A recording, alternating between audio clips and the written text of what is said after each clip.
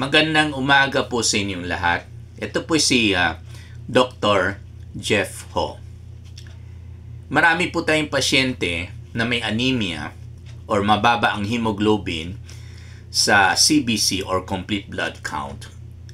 At tuwing magreseta po tayo ng multivitamins with iron para sa kanilang anemia, ay natatakot po kagad sila, no?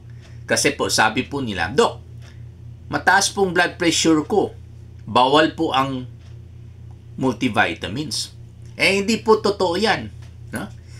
Wala pong kinalaman ang iron or walang effect ang multivitamins with iron sa blood pressure ng isang tao. Kaya lang po, nagkaroon ng maling akala mga tao kasi para sa kanila, pag sinabi blood pressure, ang focus nila yung sa word blood. Pag sinabing blood, parang complete blood count. Pag sinabing complete blood count at may kinalaman ang iron sa hemoglobin or sa blood ng isang tao, para sa kanila, ito po yung nagpapataas ng blood pressure. Nasa totoo lang po, ang multivitamins with iron, particularly iron, ang pinapataas lang po natin ay ang hemoglobin ng isang pasyente na may anemia. At hindi po tinataas ng iron ang blood pressure ng isang tao. Ayan. So, huwag po natin i-focus yung word or sa word na blood, kundi sa word na pressure. So, ano po mga factors na nakaka-affect sa pressure ng isang tao? Dalawa po yan. Number one, kondisyon ng puso. Kaya po pag humihina na po yung puso natin, katulad ng heart failure, ay expected po ay bumababa po yung blood pressure natin. So, yun po ang effect. Pag meron pong paghihina or pag meron po kayong sakit sa puso, pwede po ito nakaka-affect sa blood pressure po ninyo. Pangalawang factor sa blood pressure, particularly yung the word pressure, ay yung condition ng blood vessel, especially the arteries. Yun po ang nagdadala ng dugo tuwing tumitibok yung puso natin. Yun po ang nagdadala ng dugo sa iba't ibang parte ng katawan natin or sa iba't ibang organs ng katawan natin. Okay?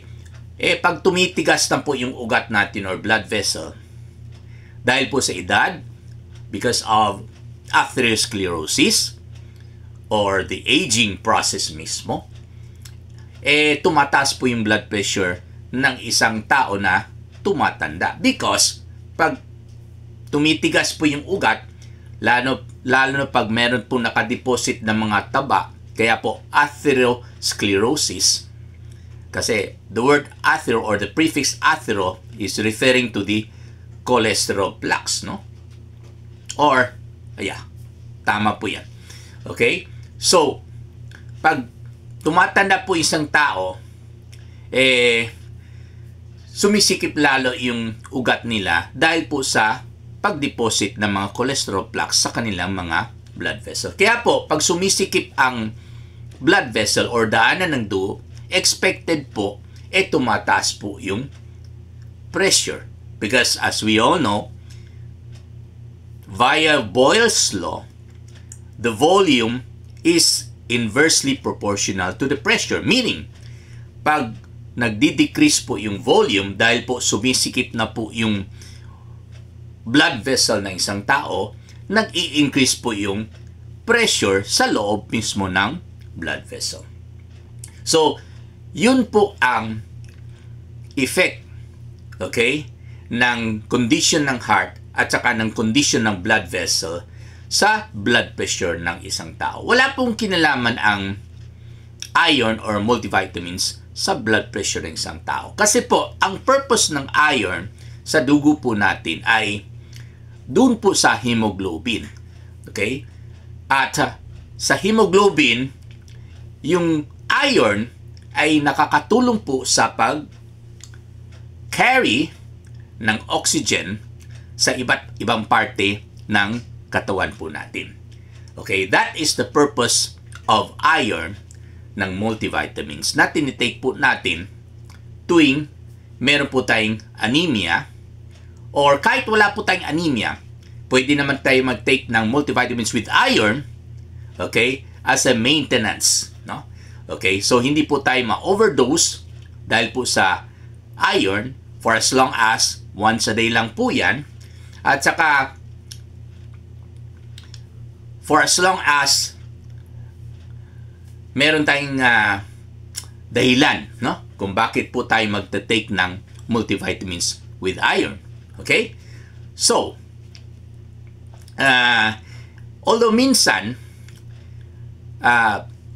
pag may anemia po isang tao, lalo pag pinababayaan na, or should I say, may heart failure ang isang tao, lalo pag pinabayaan na, nagkakaroon ng high output heart failure dahil po sa severe anemia na pinabayaan ng isang pasyente.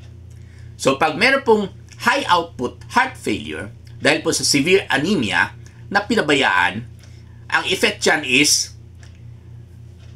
paglabas ng dugo galing sa heart, kasi mataas ang output, ito po yung nagpapataas ng yung numerator ng blood pressure, yung tinatawag po natin na systolic blood pressure. Okay?